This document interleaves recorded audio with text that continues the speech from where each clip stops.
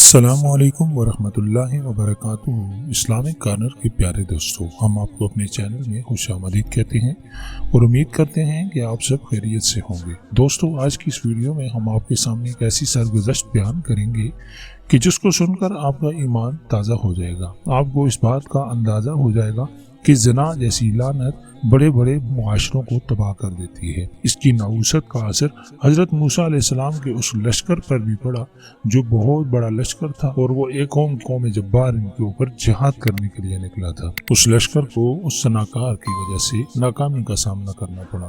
بلعم بن باورا یہ شخص اپنے دور کا بہت بڑا عالم اور عابد و زاہد تھا۔ یہ اپنی جگہ بیٹھا ہوا اپنی روحانیت سے اسم اعظم کو دیکھ لیا کرتا تھا۔ یہ بہت ہی مستجاب الدعوات تھا۔ اس کی دعائیں بہت زیادہ مقبول ہوا کرتی تھی۔ اس کے شاگردوں کی تعداد بہت زیادہ تھی۔ مشہور یہ ہے کہ اس کی درسگاہ میں طالب علموں کی دعوتیں 12,000 تھیں۔ جب حضرت موسیٰ علیہ السلام قوم جبار سے جہاد کرنے کے لیے بنی اسرائیل کے لشکروں کو لے کر روانہ ہوئے تو بلعم بن باورا کی قوم اس کے پاس گھبرائی ہوئی آئی اور کہا کہ حضرت موسیٰ علیہ السلام بہت ہی بڑا اور نہایت ہی طاقتور لشکر لے کر حملہ آور ہونے والے ہیں، اور وہ یہ چاہتے ہیں کہ ہم لوگوں کو ہماری زمینوں سے نکال کر یہ زمینیں اپنی قوم بنی اسرائیل کو دے دیں۔ اس لیے آپ حضرت موسیٰ علیہ السلام کے لیے ایسی بددعا کر دیجئے کہ وہ شکست کھا کر واپس چلے جائیں۔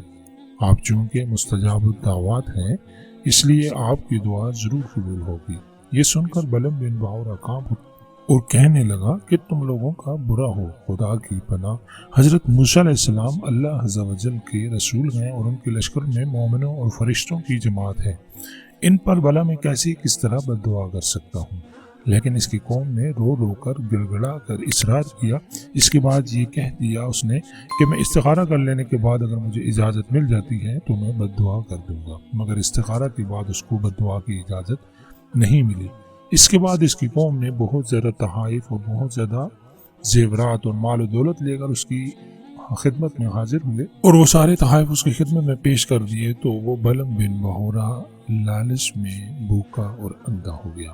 اس کے اوپر لالچ کا بھوت سوار ہو گیا اور وہ مال کے جال میں پھنس گیا۔ اپنی گدی پر سوار ہو کر بددعا کے لیے چل پڑا۔ راستے میں بار بار اس کی گدی ٹھہر جاتی اور منہ موڑ کر بھاگ جانا چاہتی تھی، مگر یہ اس کو مار مار کر آگے بڑھاتا رہا، یہاں تک کہ گدی کو اللہ تبارک و تعالی نے گویائی کی طاقت عطا فرمائی، اور اس نے کہا کہ افسوس اے بلعم بن باورا، تو کہاں اور کدھر جا رہا ہے؟ دیکھ، میرے آگے فرشتے ہیں جو میرا راستہ روکتے ہیں، میرا منہ موڑ کر پیچھے دھکیل رہے ہیں۔ اے بلعم بن باورا، تیرا برا ہو، تو اللہ کے نبی اور مومنین کی جماعت پر بددعا کرے گا۔ گدی کی تقریر سن کر بھی بلعم بن باورا واپس نہیں ہوا، یہاں تک کہ حزبان نامی پہاڑ پر چڑھ گیا اور بلندی سے حضرت موسیٰ علیہ السلام کے لشکروں کو بغور دیکھا، اور مال و دولت کے لالچ میں اس نے بددعا کرنا شروع کر دی۔ لیکن اللہ عز و جل کی شان، وہ حضرت موسیٰ علیہ السلام کے لیے بددعا کرتا تھا، لیکن اس کی زبان پر اس کی قوم کے لیے بددعا جاری ہو جاتی تھی۔ یہ دیکھ کر کئی مرتبہ اس کی قوم نے ٹوکا کہ اے بلعم، تو الٹی بددعا کر رہے ہو۔ تو اس نے کہا کہ اے میری قوم، میں کیا کروں؟ میں بولتا کچھ ہوں اور میری زبان سے کچھ اور ہی نکلتا ہے۔ پھر اچانک سے اس پر غضب الہی نازل ہو گیا اور ناگہاں اس کی زبان لٹک کر اس کے سینے پر آ گئی۔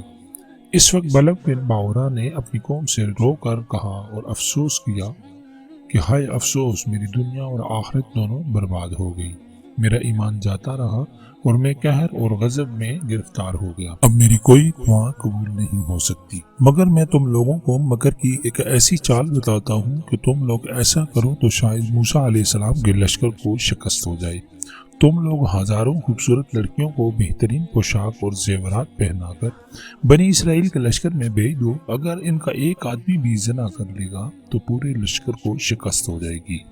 چنانچہ بلعم بن باورا کی قوم نے اس کے بتائے ہوئے مکر کا جال بچھایا اور بہت سی خوبصورت دوشیزاؤں کو بناؤ سنگار کر کے بنی اسرائیل کے لشکر میں بھیجا، یہاں تک کہ بنی اسرائیل کا ایک رئیس ایک لڑکی کے حسن و جمال پر فریفتہ ہو گیا اور اس کو اپنے پاس لے کر حضرت موسیٰ علیہ السلام کے سامنے آ گیا اور فتویٰ پوچھا کہ اے اللہ عز و جل کے نبی، یہ عورت میرے لیے حلال ہے یا نہیں؟ تو آپ نے فرمایا خبردار، یہ تیرے لیے حرام ہے، فوراً اس کو اپنے سے الگ کر دے اور اللہ عز و جل کے عذاب سے ڈر، مگر اس رئیس پر غلبہ شہوت کا ایسا زبردست بھوت سوار ہو گیا تھا کہ وہ اپنے نبی علیہ السلام کے فرمان کو ٹھکرا کر اس عورت کو اپنے خیمہ میں لے گیا اور زناکاری میں مشغول ہو گیا۔ اس گناہ کی نوست کا یہ اثر ہوا کہ بنی اسرائیل کے لشکر میں اچانک طاعون کی وبا پھیل گئی اور گھنٹے بھر میں 70,000 آدمی مر گئے۔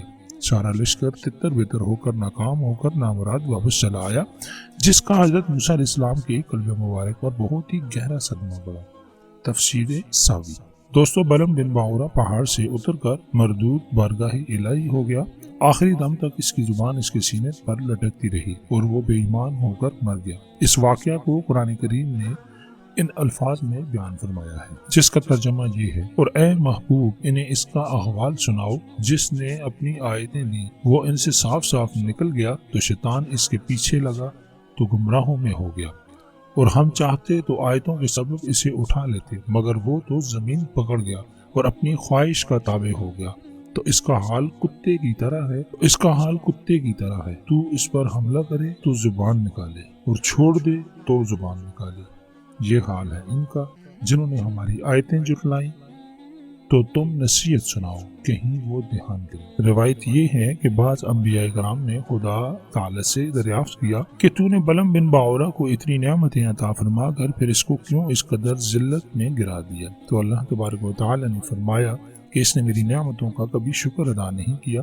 اگر وہ شکر گزار ہوتا تو میں اس کی کرامتوں کو سلب کر کے اس کو دونوں جہان میں اس کو ذلیل اور خوار نہ کرتا۔ بلعم بن باورہ کی اس سرگزشت سے چند اسباق کی ہدایت ملتی ہے۔ اس سے ان لوگوں کے لیے سبق ہے جو لوگ دین اور ایمان کا سودا کرتے ہیں۔ دیکھ لو بلعم بن باورہ کیا تھا اور کیا ہو گیا۔